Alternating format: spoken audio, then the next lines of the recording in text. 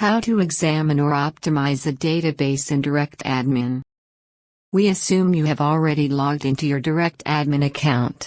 In the Account Manager section, click MySQL Management.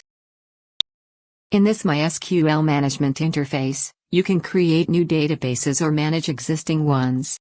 Here it shows the existing databases. Check the box and select the database you wish to examine.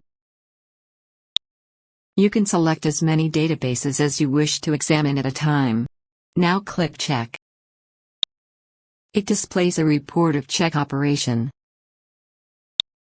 Similarly, you can select the database and optimize it. It shows a report on optimizing database operation.